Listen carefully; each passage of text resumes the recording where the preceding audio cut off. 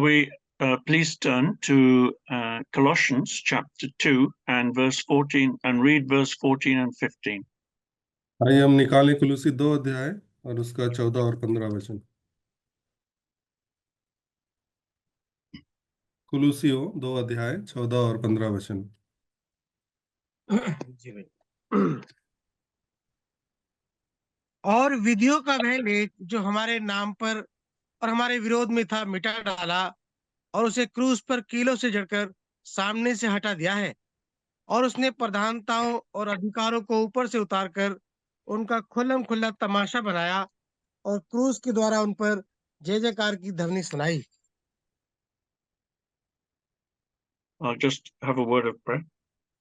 Heavenly Father, we humble ourselves before the great and mighty God, who is worthy of all honor, glory, majesty, and praise.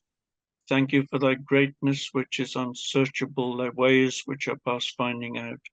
Lord, we ask and pray that you will deign to be with us in this time, Lord, as we seek to study thy word.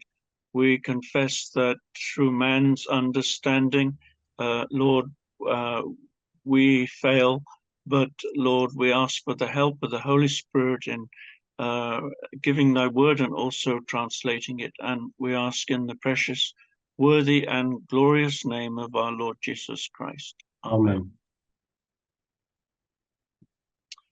So let's look at Colossians 2 and verse 14. आइए हम कुलूसी 2 और उसका 14 को देखते हैं। Notice this first sentence, blotting out, this, that Christ blotted out the handwriting of ordinances that which was against us, which was contrary to us, and took it out of the way, nailing it to his cross. यहाँ पर यूं लिखा हुआ वचन की और जो विधियों का लेख जो हमारे नाम पर और हमारे विरोध में था मिटा डाला और क्रूस पर कीलों से जड़कर सामने से हटा दिया है। So God sees the sins of every man as debts. और परमेश्वर जो हमारे पापों को जो हमारे ऊपर है उसको हमारे लिए एक प्रकार का जो है हमारे लिए वो उसको हमारे लिए एक क्या कहेंगे हमारा डेब्ट या हमारा उधार के रूप में देखता है। And out of the billions of people who've lived on this earth, there is a great long list of their sins which God counts as debts. और यदि हम पूरे दुनिया के लोगों का देखें तो बहुत ही बड़ी एक लंबी सूची इस ऋण की या इस उधार की हो जाती है जो पाप का उधार है। And that was the case, that was our case also before we came to Christ, that this this great list of all our sins stood against us. और ये हमारे बारे में भी था कि हमारे विरोध में भी बहुत सारे ऐसे ऋण थे, हमारा उधार था जो पाप के कारण था, जो हमारे विरोध में खड़ा था। And we understand that that our sins, that great list of sins, that are debts, all written down by Calvary's cross and the Lord's work, were blotted out. और जो विधियों का लेख हमारे विरोध में था, कलवरी के क्रूस के काम के द्वारा प्रभु यीशु मसीह ने उसको सबको मिटा डाला। Like, for example, when we owe debts, we might get an invoice. When the invoice is paid, the might be written across it, paid in full. सो जैसे कि हम हमारे विरोध में यदि कोई हमें जो उधार देना है या हमें कुछ पैसे देना है तो वो उसका जो बिल आता है, अब उस बिल को जब हम चुकता कर देते हैं तो वो एक स्टैंप लगा देता है कि ये पूरा चुकता हो गया, पूरा पेड हो गया। So the Bible calls this remission of sins. और बाइबल के शब्दों में यदि हम इसको कहें तो ये हमारे पाप की छुड़ौती है। And this great list of writings and charges against us were nailed to the cross of the Lord Jesus Christ and completely put out of God's mind and gone. और इसको जब हम देखते हैं कि ये जो बड़ी लंबी सूची है हमारे पाप की जो हमारे विरोध में थी, हमें जो चुकाना था उसको प्रभु यीशु मसीह ने क्रूस पर चुका दिया, और वो पूरी तरीके से परमेश्वर की दृष्टि से उसके याद से, उसके मेमोरी से भी वो चला गया। So, for example, in Matthew 18, we see in this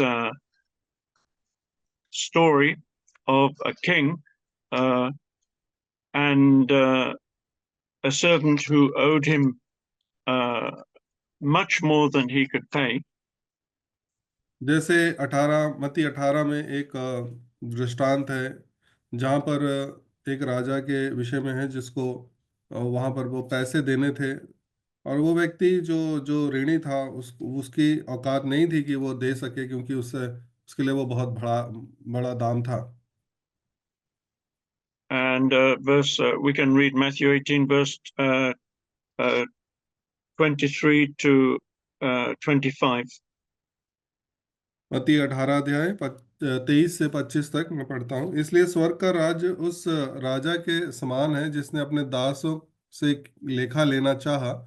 जब वह लेखा लेने लगा तो एक जन उसके सामने लाया गया जो 10,000 तोड़े का कर्जदार था। जबकि चुकाने को उसके पास कुछ ना था, तो उसके स्वामी ने कहा, यह और इसकी पत्नी और बाल बच्चे और जो कुछ इसका है सब बेचा जाए और कर्ज चुका दिया जाए। There are two things we notice from this story. और इस कहानी से दो बातें हमें यहाँ पे ध्यान में आती है।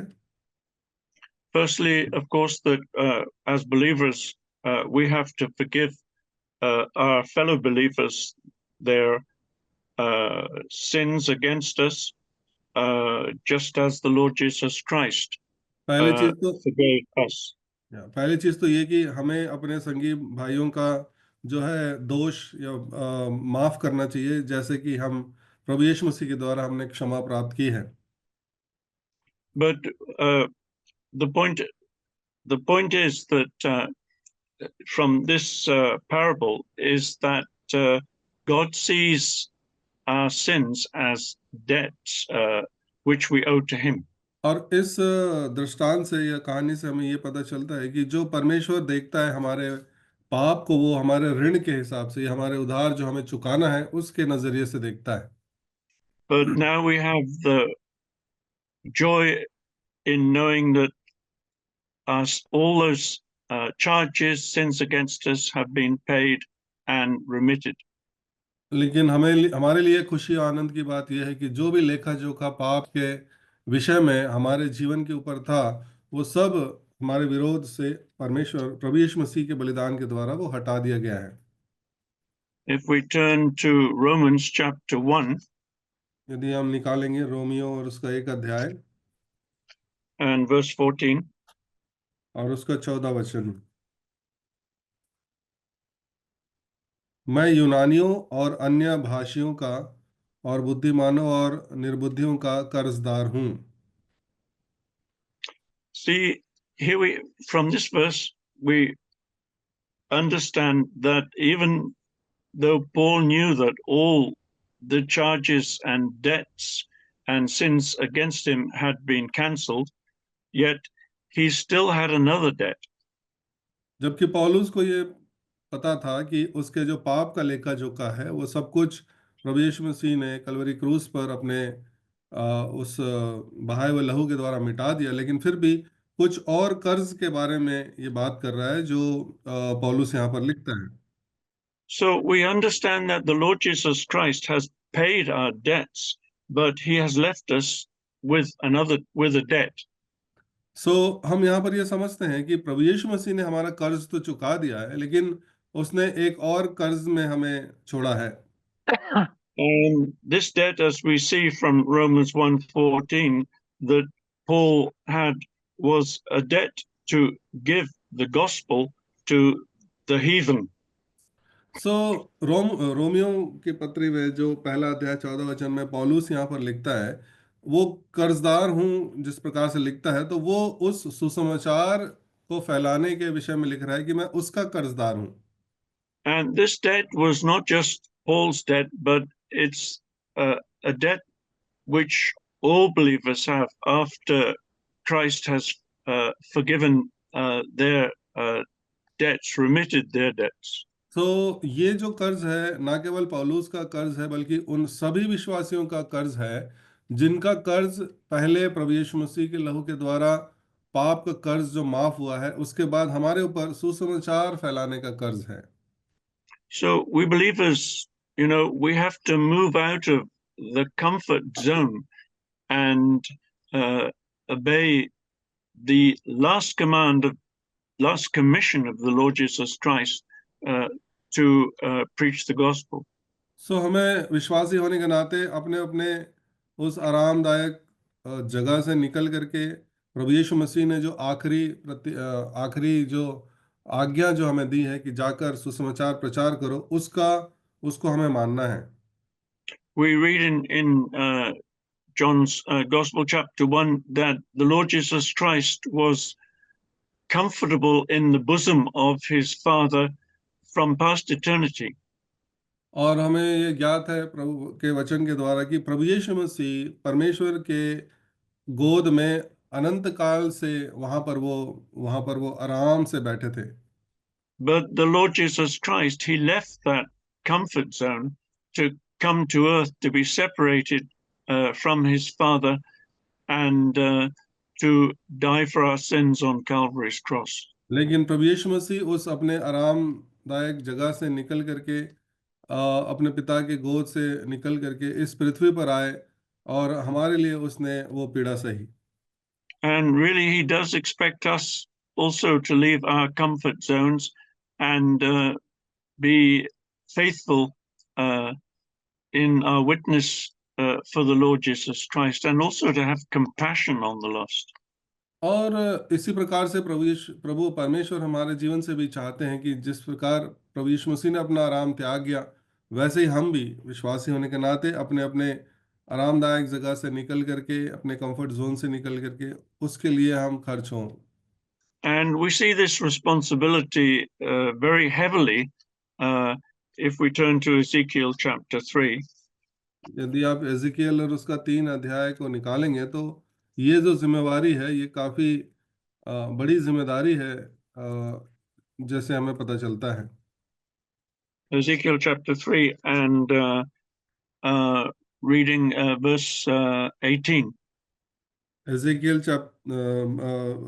अध्याय 3 और उसका 18 ब्रदर। 3:18. Ezekiel 3:18. एजिकियल 3 का 18। जब मैं दुष्ट से कहूं तू निश्चय मरेगा, और यदि तू उसको ना चिताए और ना दुष्ट से ऐसी बात कहे जिससे कि वह सचेत हो और अपना दुष्ट मार्ग छोड़कर जीवित रहे, तो वह दुष्ट अपने अधर्म में फंसा हुआ मरेगा, परंतु उसके खून का लेखा मैं तुझी से लूंगा। So there, the Lord says these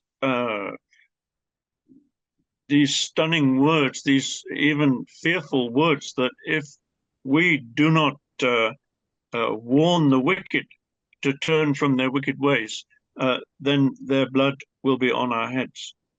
तो यहाँ पर बड़े कड़ाई से कठिन शब्दों का इस्तेमाल करके प्रभु का वचन यहाँ पर एजेकियल 3 14 में 18 में लिखता है कि यदि दुष्ट को हम नहीं चिताते हैं तो वो तो मरेगा ही, लेकिन उसका जो लेखा है वो परमेश्वर हमसे लेगा। If you turn to Acts 18 and verse 6. अब यदि आप निकालें प्रेरितों के काम 18 और उसका 6 अध्याय। This chapter is talking about Paul's preaching the gospel to Corinth. तो ये जो अध्याय है कुरिन्थ में जो पौलुस ने जो प्रचार किया सुसमाचार का, उसके विषय में ये हमें बताता है। Did you read verse 6? तो प्रेरितों का काम 18 उसका 6 में यूं लिखा है, परंतु जब वे विरोध और निंदा करने लगे, तुम्हारा लहू तुम्हारी ही गर्दन पर रहे, मैं निर्दोष हूँ, अब से मैं अन्य जातियों के पास जाऊंगा।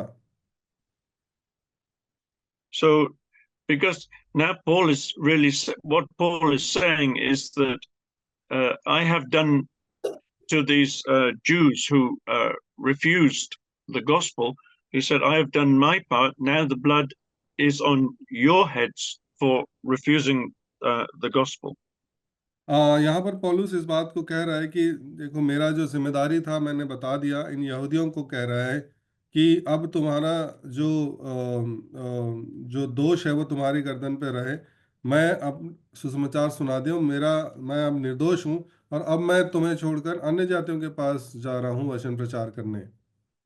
So while we have the possibility and freedom before the darkness of persecution overcomes our particular area, we have the freedom to preach the gospel. अंधकार की शक्ति, अंधकार का जो वर्चस्व है, इससे पहले कि वो आ जाए, हमारे पास अभी मौका है, आज़ादी है कि हम उसको सुसमाचार को प्रचार कर सकें। And the Lord Jesus Christ said, work while it is day, for the night comes when no man can work. और इसलिए प्रभु यीशु मसीह ने यूँ कहा कि मुझे दिन ही दिन में काम करना आवश्यक है, क्योंकि ऐसी रात आने वाली है जिसमें कोई काम नहीं कर सकता। And it is a sure testimony from history that when the church in a particular country or area backslides or goes cold and fails to be a witness, God brings persecution. और ये बात जो है इतिहास में गवाह है इस बात का कि जहाँ कहीं भी परमेश्वर को लोगों ने छोड़ा, परमेश्वर ने उनके विरोध में जो बलवा किए, उनके विरोध में उसने विपत्ति डाली है। That is without exception. और ये तो बात पक्की है, इसमें कोई अतिशयोक्ति नहीं है। God uses persecution to refine and purify his beloved people. अपने प्रियजनों को परमेश्वर सतावट में से लेकर जाता है ताकि उनको और भी खरा और खालिस बनाए। By about 600 years after Christ, the church had become corrupted in so many ways. 600 साल ईसा के बाद कलीसिया बहुत ही अलग अलग तरीके से जो है वो जो बिगड़ गई या गंदी हो गई। Especially, for example, the damage done by the Greek believing or trusting in the Greek philosophers. और सबसे अधिक जो हताहत हुआ है वो यूनानी लोगों के द्वारा, जो यूनानी जो चीज़ों को या उनके उनके पद्धति या उनके फिलॉसफी को मानते थे। Yeah, we cannot believe that believers would turn to philosophers like Socrates, Plato, Pythagoras, but it happened. ये बड़ा अजीब है और मुश्किल है इस बात को मानना, लेकिन कई मसीही लोगों ने, जैसे सुकरात है और पाइथागोरस है और ऐसे बहुत से दूसरे जो बुद्धिजीवी हैं, उनके नक्शे कदम या उनकी शिक्षाओं को की ओर वो झुकने लगे। To the point where, for example, in Constantinople, which is in eastern Turkey, believers were arguing about how many angels could stand on the point of a needle. और ऐसी कुछ बातों को जैसे हम देखते हैं कॉन्स्टेंटिनोपल के समय में, जो पूर्वी जगह पर जो लोग थे, वो इस बात में बहस करने लगे कि कितने स्वर्गदूत हैं जो एक सुई के नोक पर खड़े हो सकते हैं। And God's response was the sword of Islam. और परमेश्वर का वो उत्तर था कि वो जो है वो इस्लाम का तलवार है। And apart from a few small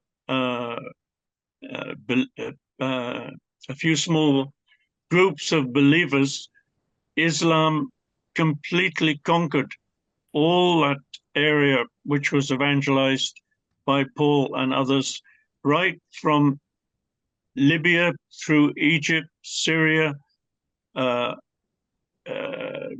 up to Turkey.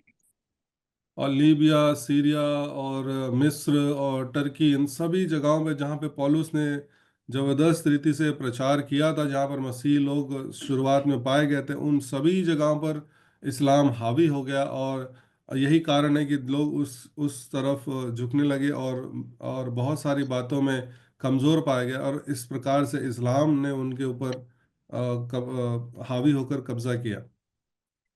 And if we turn, for example, to Jeremiah chapter 12, यदि आप यिर्मयाह और उसका 12 अध्याय निकालेंगे,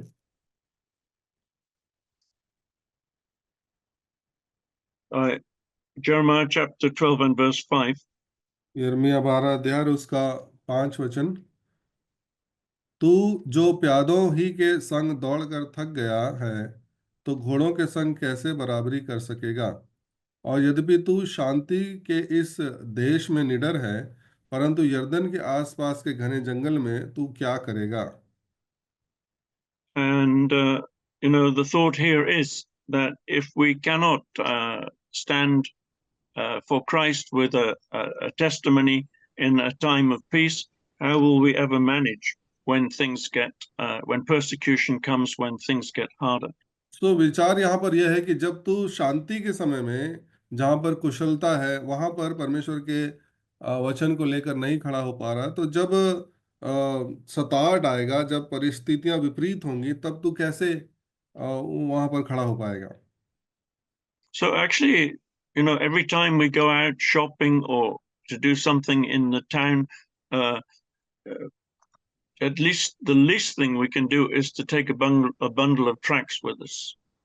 तो जब भी हम बाहर जाते हैं या दुकान में चीजें खरीदने जाते हैं, बाजार में जाते हैं, तो सबसे छोटा काम ये कर सकते हैं कि ट्रैक्स का एक बंडल अपने साथ लेकर जाएं और उसको बांटें, And ask for the compassion of Christ to be in us. और परमेश्वर की दया हमारे अंदर उजागर हो, इस बारे हमें प्रभु से प्रार्थना करना चाहिए।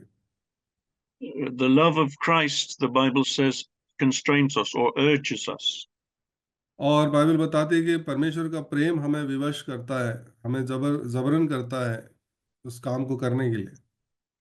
Now, if we go back to our verse in Colossians 2, यदि हम कुलूसी में वापस जाते हैं, जो हमने भाग पढ़ा, in verse 15, it says, and having spoiled principalities and powers, he made a show of them openly, triumphing over them in it.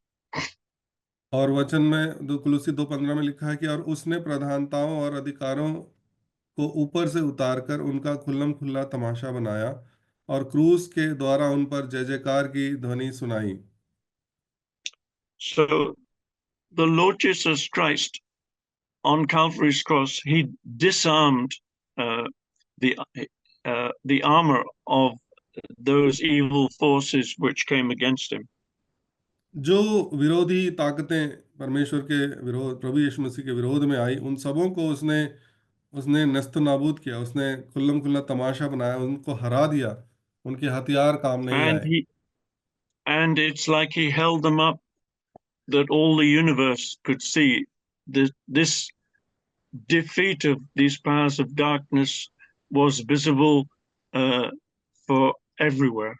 और इस तरीके से हम इसको समझ सकते हैं कि उसको पूरे ब्रह्मांड के सामने ऐसे लटका दिया शैतान के उन कामों को, विरोधियों को, ताकि वो सब लोग उसको देख सके। ये खुल्लम खुल्ला तमाशा, इस तरीके से इस बात को लिखा है। See, it says he triumphed over them. लिखा है कि वो उनके ऊपर वो जयवंत हुआ, जय जयकार की ध्वनि सुनाई। Now, we need to understand that the Lord Jesus Christ was in complete authority as on those hours he spent on Calvary's cross. इस बात को हमें समझना जरूरी है प्रियो, कि प्रभु यीशु मसीह जब कलवरी के क्रूस में थे, वो निसहाय असहाय नहीं थे, उसके हाथ में पूरा अधिकार था और वो प्रधानताओं और सामर्थ से लड़ रहे थे। And the Lord Jesus Christ did not die of weakness or sorrow. और इस बात को भी याद रखना हमें कि दुख और दुर्बलता के कारण प्रभु यीशु मसीह का मृत्यु नहीं हुआ। He died because he willed to die. He wanted to die because he needed to die. वो मरा क्योंकि वो मरना चाहता था, वो मरा क्योंकि उसका मरना आवश्यक था। और इसलिए हम इस बात को समझ पाते कि वो अपनी इच्छा से अपने आप को बलिदान किया।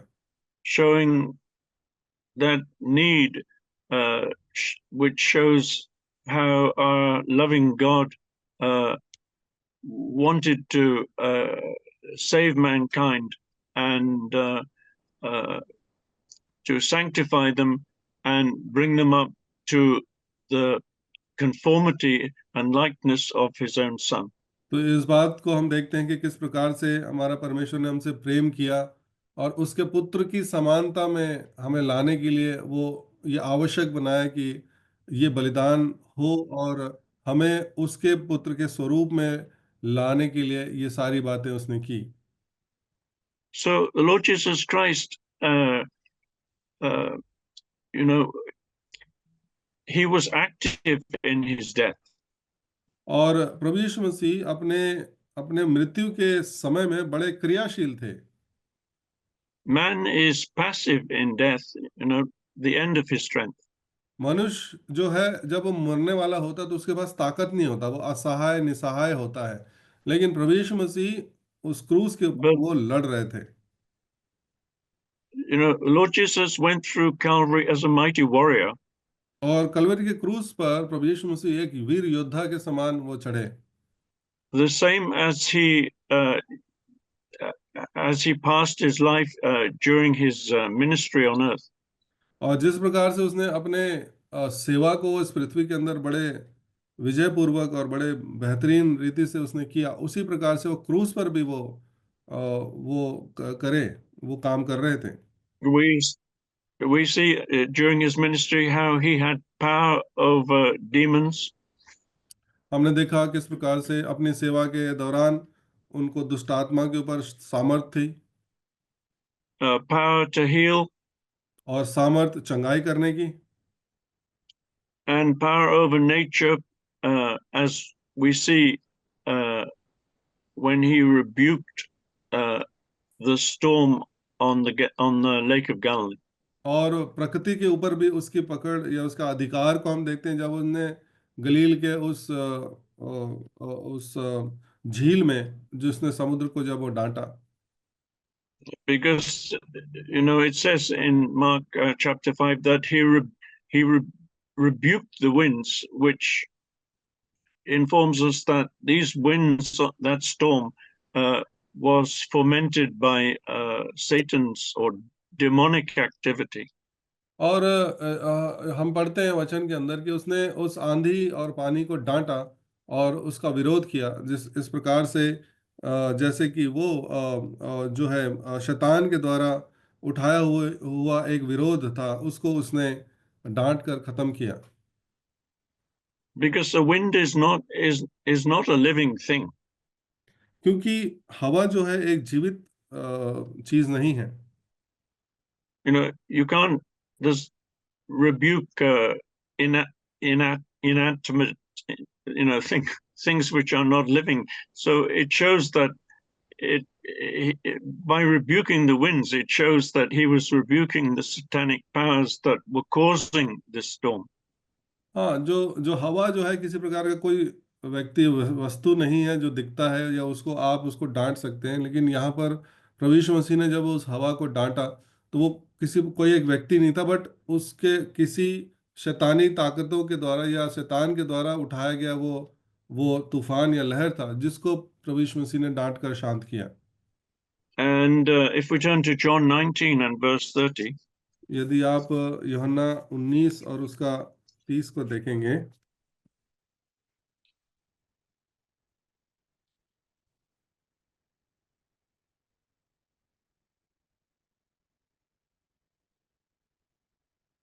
John 19:30. 30 Yeah, 30. जब यीशु ने वो सिरका लिया तो कहा पूरा हुआ, और सिर झुकाकर प्राण त्याग दिए। So there we see the Lord Jesus Christ. It says he bowed his head and gave up the spirit. यहाँ लिखा है कि यीशु ने सिर झुकाकर प्राण त्याग दिए। When he had completed the task, जब उसने काम पूरा किया, he bowed his head of his own strength. अपने खुद के ताकत से उसने अपने सिर को झुकाया। Normally, in such a case of a crucified person, their head would flop onto their chest, but the Lord Jesus Christ, he did it in his strength. He bowed and said, "It is completed." और ये इतनी मार खाने के बाद, इतने दुख को झेलने के बाद, अमूमन एक इंसान का जो है सर बिल्कुल लटक जाएगा क्योंकि उसके अंदर ताकत नहीं होगी, लेकिन प्रभु का वचन कहता है यहाँ पर कि उसने खुद से अपना सिर झुकाया, यानी कि उसके पास उतनी ताकत थी कि वो अपने अपने अपने सिर को कंट्रोल कर सके, काबू में रख सके। And in another gospel, it says, with a loud voice, he yielded his spirit up to his Father. और दूसरे सुसमाचार में लिखा है कि बड़े शब्द से चिल्लाकर उसने अपनी आत्मा को परमेश्वर के हाथ में सौंपा। So we can think of the Lord Jesus Christ going through Calvary as a warrior, as a mighty lion. और हम इस प्रकार से विचार ये देख सकते हैं कि प्रभु यीशु मसीह हमारा उस कल्वे के क्रूस पर एक योद्धा के समान गया, एक सिंह के समान वो वहां पर लड़ा। And if we turn to Revelation chapter 5, यदि आप प्रकाशित वाक्य उसका 5 अध्याय निकालते हैं and reading verse 5 and 6, 5 और 6 वचन में ये लिखा है, इस पर उन प्राचीनों में से एक ने मुझसे कहा, मत रो, देख यहूदा के गोत्र का वह सिंह जो दाऊद का मूल है, उस पुस्तक को खोलने और उसके सातों मोहरें तोड़ने के लिए जयवंत हुआ है। तब मैंने सिंहासन और चारों प्राणियों और उन प्राचीनों के बीच में मानो एक वध किया हुआ मेमना खड़ा देखा। उसके 7 सींग और 7 आंखें थी। ये परमेश्वर की 7 आत्माएं हैं जो सारी पृथ्वी पर भेजी गई हैं। so here we see the Lord Jesus Christ portrayed as a lion and a lamb. और यहाँ पर हम देखते हैं प्रभु यीशु मसीह एक सिंह के रूप में और दूसरा मेमने के रूप में प्रस्तुत किए गए हैं। The lion representing his power and strength, Singh जो उसके सामर्थ और उसकी ताकत को बताता है, and the lamb representing meekness and humility. और मेमना जो उसकी नम्रता और उसके दीनता को बताता है। That is the picture of his perfect character, which also he wants to bring into our lives. और ये एक सटीक उसके गुण का या उसके व्यक्तित्व का जो है प्रकटीकरण है, जो हमारे जीवन में भी वही प्रतिबिंबित करना चाहता है। And because the Lord Jesus Christ humbled himself and became like a lamb going to the slaughter, then he was able to be, because of that, he was able to be strong as a lion. और क्योंकि प्रभु यीशु मसीह ने अपने आप को नम्र किया, जैसे भेड़ ऊन कतरने के समय या बध होने के समय जाती है, वो नम्रता और दीनता उसने दिखाई, और इसी कारण से वो अपने आप को उस नम्रता में प्रकट किया, और साथ ही एक यहूदा के सिंह के समान जो इन अंधकार की शक्तियों और ताकतों से वो क्रूस पर लड़ा। So here again we see the Lord Jesus Christ. That is how he went through Calvary in complete authority as and as a strong lion. और इसलिए हम देखते हैं प्रियो, प्रभु यीशु मसीह को पूरे अधिकार के साथ हम इस कलवरी क्रूस पर एक सिंह के समान उसको लड़ता हुआ देखते हैं, ताकतवर देखते हैं, जिसने शैतान को खुल्लम खुल्ला तमाशा बनाया। Now, what does this mean for us as believers? अब ये बातें हम विश्वासियों के लिए क्या मायने रखती हैं? if you turn to 2 Corinthians chapter 2 and reading verse 14 and 15, दूसरा कुरिन्ती 2 अध्याय और 14 और 15 को यदि हम पढ़ते हैं,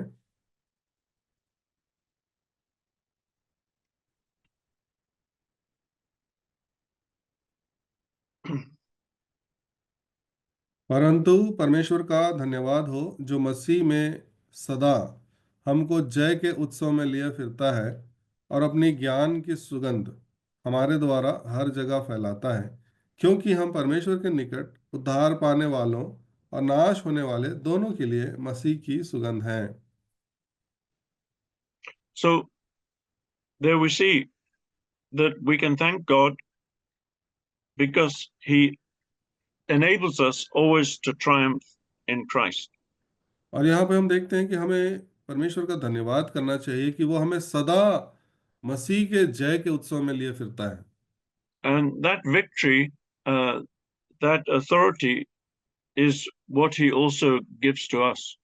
और यही विजय और यही अधिकार परमेश्वर हमें भी देता है। And when we walk in the reality of it, then in verse 15, we see the result is that we give a sweet savor of Christ. और जब हम इसकी वास्तविकता में जीवन बिताते हैं तो 15 वचन हमारे लिए यथार्थ होता है, और जहाँ पर लिखता है कि हम मसीह की सुगंध हैं। This picture which Paul gives here is of a victorious Roman general coming back after many victorious campaigns to Rome. जो चित्रण यहाँ पर प्रभु यीशु मसीह का पौलुस खींचना चाह रहा वो ऐसा है कि कोई रोमी राज्य का कोई एक सिपा सलार जो बहुत सारे युद्ध को जीत करके सीना तान करके बड़े विजय के साथ वापस घर आता है। And what happened in those days was that the triumphant general would ride up the Capitolian Hill in Rome to be acknowledged and acclaimed by Caesar. और उन दिनों में ऐसा होता था कि वो जो सिपाही का जो मुखिया है वो जब जो युद्ध को जीत कर आता था तो उस सबसे ऊंची चोटी पर उसको उठाया जाता था और वहां पर खड़ा होता था, और जो सीजर है, जो कैसर है, उसको वो आदर देता है। And behind him, he led thousands of captives with the spoils of battle carried in their arms. और उसके पीछे जितने भी लूट का सामान है, जितने भी उन्होंने युद्ध से जीता है, वो अपने हाथों में ले करके वो उसको खड़े रहते हैं। And spiritually speaking, death and Hades tied to his chariot wheels. और अगर आत्मिक रूप से देखें तो जो मृत्यु और अधोलोक उसके दो चक्कों में बंधे रहते हैं, showing his great triumph, which speaks of his great triumph on Calvary's cross over all the powers of Hades and death. और प्रभु यीशु मसीह के उस विजय को देखें तो सारे उस अधिकार और उस विजय के साथ मृत्यु और अधोलोक को हरा करके उसको अपने पैरों के तले रखकर उसकी जो कुंजियां हैं, उसके जो अधिकार उसके हाथ में है। And so what Paul is trying to show here is by alluding to this picture is that Christ has also given us the possibility to be completely triumphant in Christ. तो कहने का मतलब ये है कि पौलुस जो चित्रण यहाँ पर दिखा रहा है प्रभु यीशु मसीह के उस विजय का, जो खुल्लम खुल्ला तमाशा उसने बनाया, जो अधिकार के साथ उसने जीत हासिल की मृत्यु और अधोलोक के ऊपर, उसी प्रकार से मसीहों के लिए भी ये संभव है कि वो अधिकार हमारे लिए भी उपलब्ध है, जिसके द्वारा हम भी इस प्रकार का विजय को हम प्राप्त कर सकते हैं। And really, if we know the reality of that, then we give that sweet fragrance of Christ to wherever we go. और यदि वास्तविकता में सही मायने में हम इस चीज को अपने जीवन में अनुकरण करें तो जहां कहीं भी हम जाएंगे प्रियो, मसीह की सुगंध को हम इस प्रकार से लिए फिरेंगे और फैलाएंगे। because the streets in Rome were lined with cheering crowds as uh, as his chariot went up that as he and his chariot went up that hill, and they used to burn incense to honor him. और जैसे वो जो युद्ध जीत कर आने वाला जो सिपाही का सिपा सलार है, जो मुख्य है, सेना का मुख्य है, वो जब ऊपर उठता है उस चढ़ा उस पहाड़ पर चढ़ने के लिए, तो जो रोम के जो स्ट्रीट हैं, जो गलियां हैं, उसके बगल में लोग जो तालियां बजा रहे हैं, चिल्ला रहे हैं, वो धूप भी जलाते थे ताकि उसको वो आदर दे सकें। And of course, we as believers sometimes we fall. We all fall sometimes. और हम विश्वासी होने के नाते, हाँ, कभी कभार हम सब जो है कमजोर पड़ते हैं और गिर भी जाते हैं।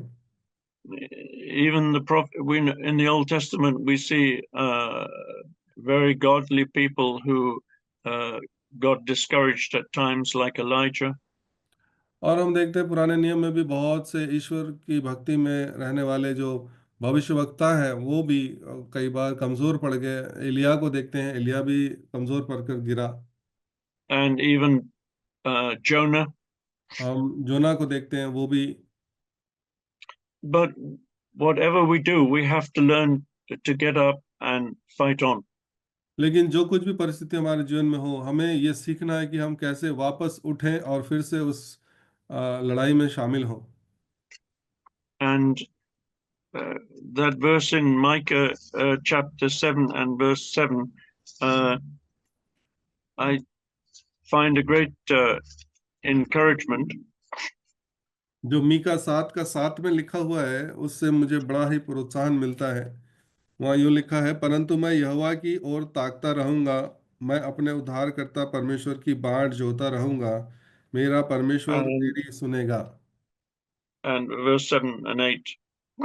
8 वचन भी, है मेरी बैरन, मुझ पर आनंद मत कर, क्योंकि ज्यों ही मैं गिरूंगा त्यों ही उठूंगा, और ज्यों ही मैं अंधकार में पड़ूंगा त्यों ही यहोवा मेरे लिए ज्योति का काम देगा। See, we can, if we go down and fall, we can claim this victory over the enemy. और जब कभी प्रियो हम गिर जाते हैं, कमजोर पड़ जाते हैं, तब शत्रु के ऊपर अपनी विजय को दावा करने के लिए ये वचन को हमेशा याद रखें। मीका 7 अध्याय 7 और 8। And say, we can say to him, don't rejoice over me. When I fall, I will arise. और शैतान को हम यूं कहकर चैलेंज दे सकते हैं कि मेरे गिरने पर आनंद मत कर, मैं क्योंकि जब जैसे मैं गिरूंगा तुरंत मैं उठ जाऊंगा।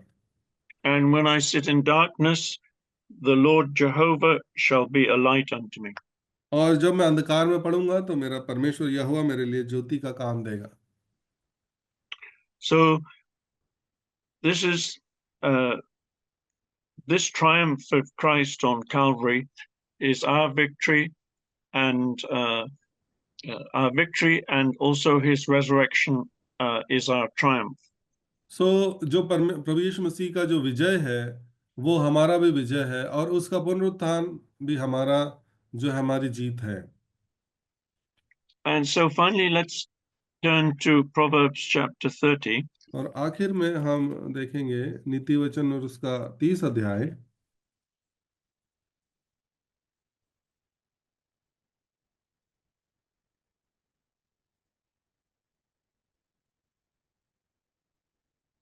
Proverbs 30, and we'll read verse 29 to 31. नीति वचन 30 अध्याय 29 से 31। 3 सुंदर चलने वाले प्राणी हैं, वरन 4 हैं जिनकी चाल सुंदर है। सिंह जो सब पशुओं में पराक्रमी है और किसी के डर से नहीं हटता, शिकारी कुत्ता और बकरा, और अपनी सेना समेत राजा। So notice verse 29, it says that there are 3 things which go well. and four things which are stately in going.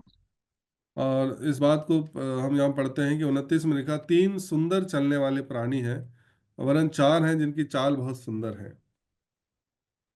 So when it says, I think you probably understand the word stately. It means like some king, for example, going to a banquet or going to receive his coronation, his crown.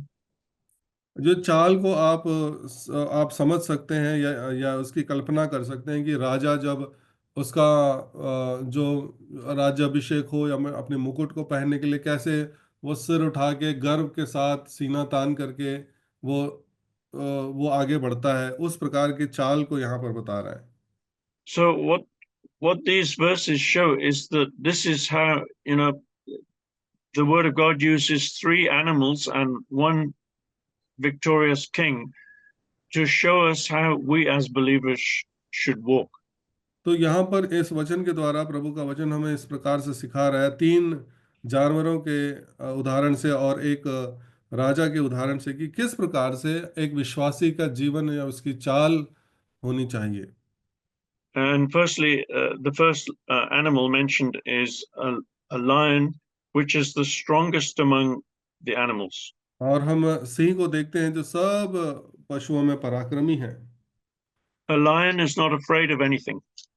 और जो सिंह है वो किसी चीज से नहीं डरता है। And if you turn to Proverbs chapter 28 and read verse 1. यदि नीति वचन 28 का उसका 1 को हम पढ़ते हैं, दुष्ट लोग जब कोई पीछा नहीं करता तब भी भागते हैं, परंतु धर्मी लोग जवान सिंहों के समान निडर रहते हैं। See, that is a challenging verse. The righteous are as bold as a lion. और ये हमारे लिए एक चुनौतीपूर्ण वचन है कि जो धर्मी है वो सिंह के समान निडर रहते हैं। If you turn to 2 Timothy chapter 1.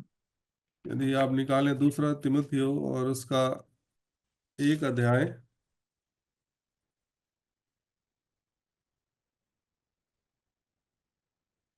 And 2 Timothy chapter 1 and reading verse 7.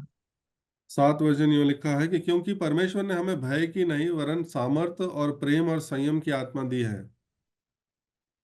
So we have Paul says that we have not been given a spirit of timidness or fear. पौलुस यहाँ पर कह रहा है कि हमारे पास भय की आत्मा या डर की आत्मा नहीं है, but of power and love and of a balanced mind. लेकिन हमारे पास सामर्थ और प्रेम और एक संयम की आत्मा दी गई है।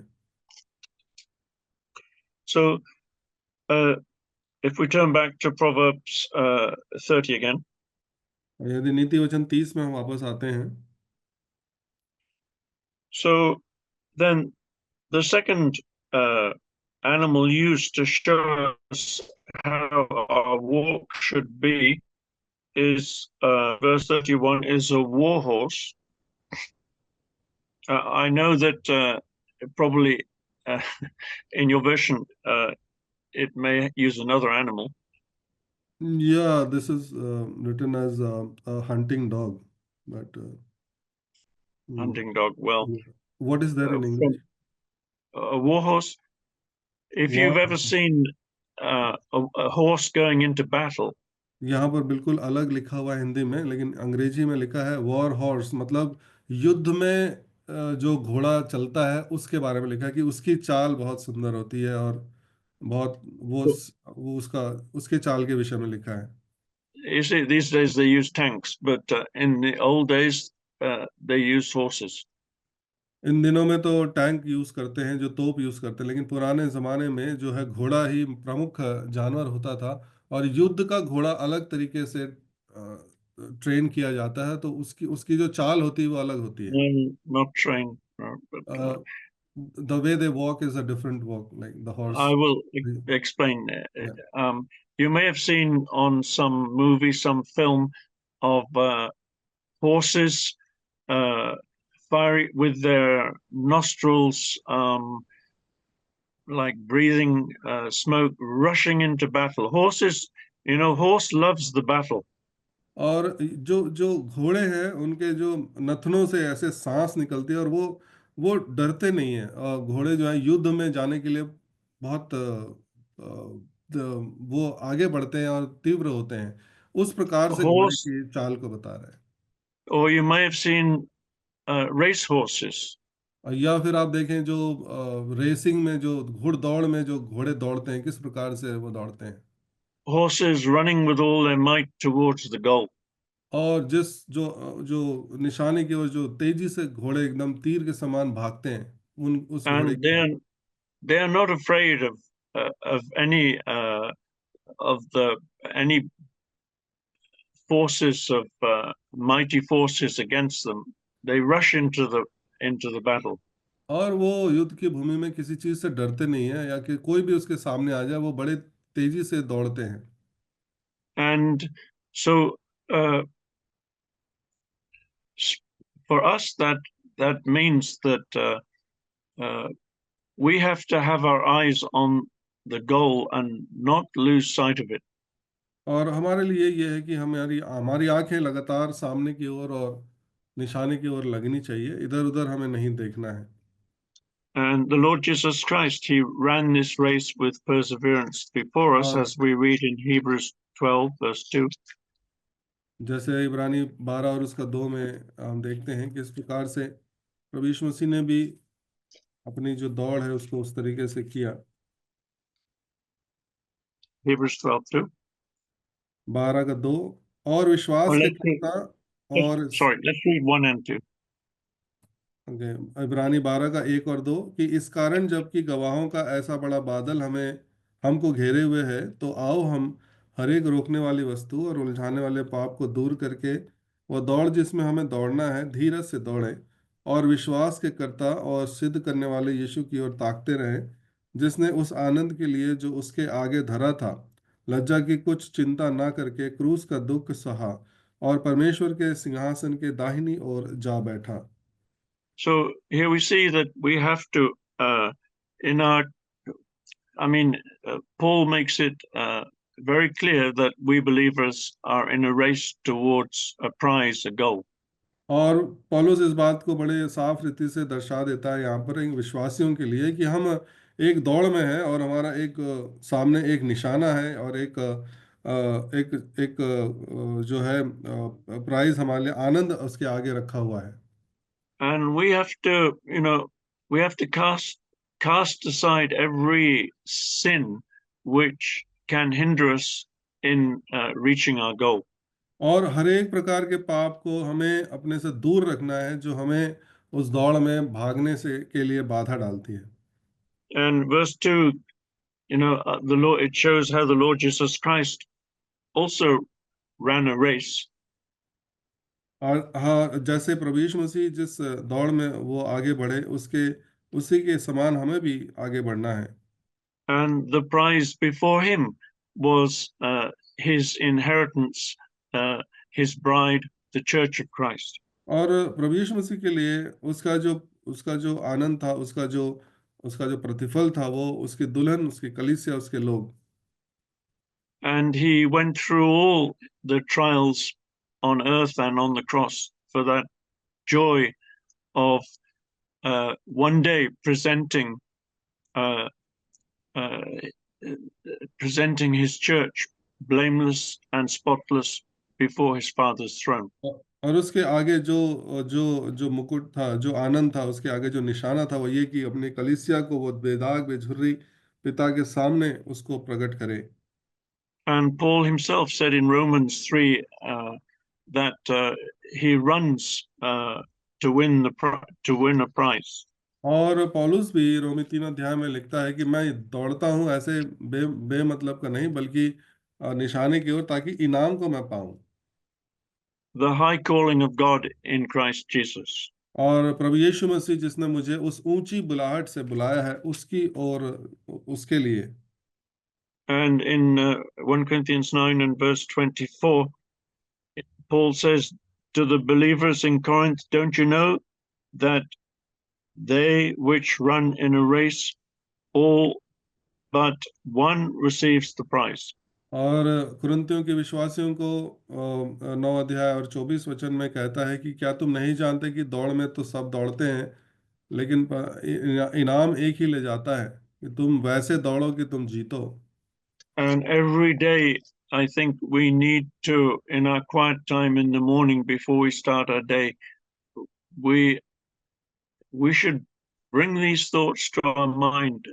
Thank God that He gives us another day. और हर एक सुबह एक विश्वासी को अपने दिन को शुरू करने से पहले इन विचारों को अपने मन में जरूर लाना चाहिए और परमेश्वर का धन्यवाद देना चाहिए एक दिन के नए शुरुआत के लिए। Another day of training in the school of Christ, that we might be changed from glory to glory to be more like Him. एक और दिन प्रभु ने हमारे जीवन में दिया, उसके लिए धन्यवाद देना चाहिए कि उस मसीह के उस विश्वासी जीवन के उस प्रशिक्षण में कि हम महिमा से महिमा में आगे उसके लिए बढ़ते जाएं। And the third animal mentioned in Proverbs 30 और तीसरा जो जानवर है वो नीति वचन 30 में is a goat. और यहाँ पर एक बकरा लिखा है। I think that's the same in your Bible. Yes. Goat, yeah. Well, in this country, in UK, goats are just like pets, running around in a field. और भाई के देश में यूके में तो जो बकरे हैं वो फील्ड में, उसको बड़े बड़े फील्ड में रखा जाता है, पाला जाता है। But when I have been to India, I saw goats in a different way. जब मैं भारत में था तो मैंने बकरों को दूसरे तरीके से देखा। Often I would see them on the streets. मैं रोड में उनको घूमते हुए नजर आते थे। And if there was, for example, a pile of bricks on the side of the road, I noticed the goat wanted to stand on top of the pile of bricks. और यदि बकरे को कुछ ऊंची जगह दिखाई दे या ईंटों का कुछ जमावट दिखाई दे तो वो कूद करके उसके ऊपर चढ़ जाता है, उसकी ये आदत होती है। And any high place, there या he फिर कोई wants to, ऊंची जगह पे वो उसकी इच्छा होती है कि मैं ऊंची जगह पे चढ़ के वहां पे खड़ा हूँ। any high place, he wants to be the one who stands on top. और कोई ऊंची जगह दिखे, रेलिंग दिखे, कोई ऐसी जगह, तो वो बकरे की आदत होती है ऊपर चढ़ के वहां पर खड़े होता है। And in this way, we are reminded of the very wonderful high calling that God has destined for us believers. और इस बात से हमें यह याद दिलाया जाता है प्रभु के वचन से कि किस प्रकार से वो उस ऊंची बुलाहट से, उस अद्भुत ऊंची बुलाहट से परमेश्वर ने जो हमें बुलाया, तो हमेशा हम ऊंचाई की ओर हमें बढ़ने की सोचना चाहिए हमारे विश्वासी जीवन में। And Ephesians, for example, Ephesians 2:6 says that we are seated with, even in this life, spiritually seated with Christ in heavenly places. और जैसे कि इफिसी 1:6 में भी लिखा है कि मसीह यीशु में हमें ऊपर बिठाया गया, 2:6, इफिसी 2:6 में, और मसीह यीशु के में उसके साथ उठाया और स्वर्गीय स्थानों में उसके साथ बैठाया। यहाँ पर ऊंचाई की बात करता है। And please turn to 1 Samuel chapter 2 verse 8.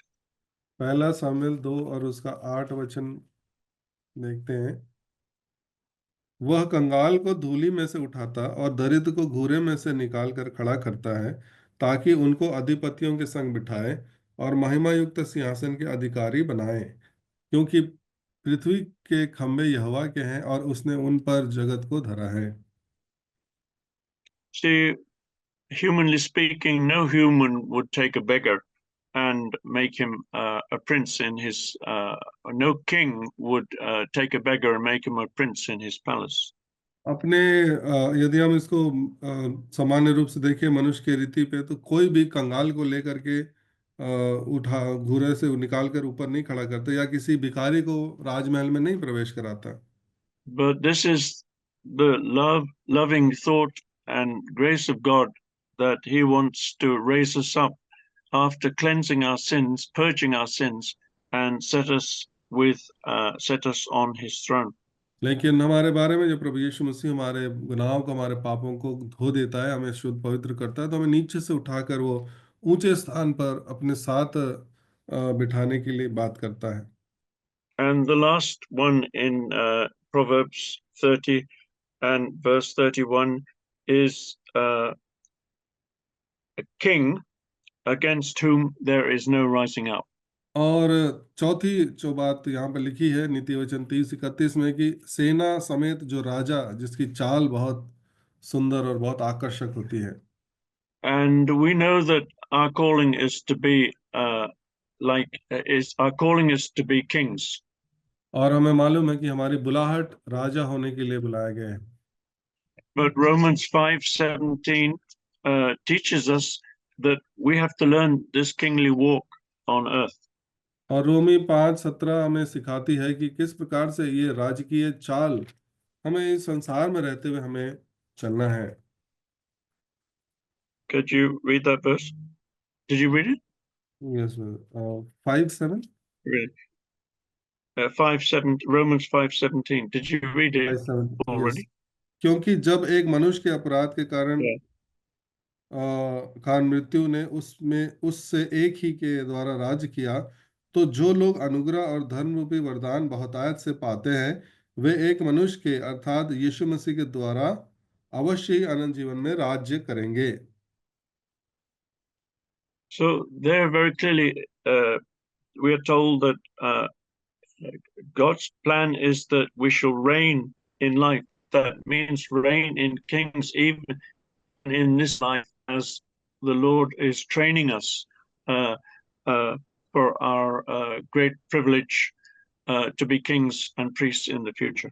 और इस संसार में भी परमेश्वर हमें जो है प्रशिक्षण दे रहा है, तैयारी करा रहा है कि किस प्रकार से हम उस राजकीय जो है जीवन में उसमें राज करने के लिए हमें वो तैयार कर रहा है। You know, to rule or to reign in life, you know, that is not defeat. हाँ, और वो ये हार नहीं है, बल्कि ये उस राज्य में राज्य करने की बात कर रहा है। And you know, the Lord equips us for every circumstance we meet in life. और परमेश्वर हमें हर एक परिस्थिति में अपने जीवन के वो हमें तैयार करता है ताकि हम उसका सामना कर सकें। And you know, he says in Matthew 28:18, all power is given unto me. Go ye therefore and teach all nations. और मत्ती 28-18 में यूं कहता है प्रभु कि सारा अधिकार मुझे दिया गया है इस जगत का, और तुम भी उस अधिकार को लेकर जाओ और लोगों को के बीच में प्रचार करो और उनको चेला बनाओ। See, that is something, all power given unto the believer. हाँ, ये चीज हमें ध्यान रखना है कि सारा अधिकार जो प्रभु यीशु मसीह का है वो हम विश्वासियों को दिया गया है। And so may the Lord bless his word to you. तो इस विचार को प्रभु हमारे लिए आशीष में बनाए। Praise the Lord.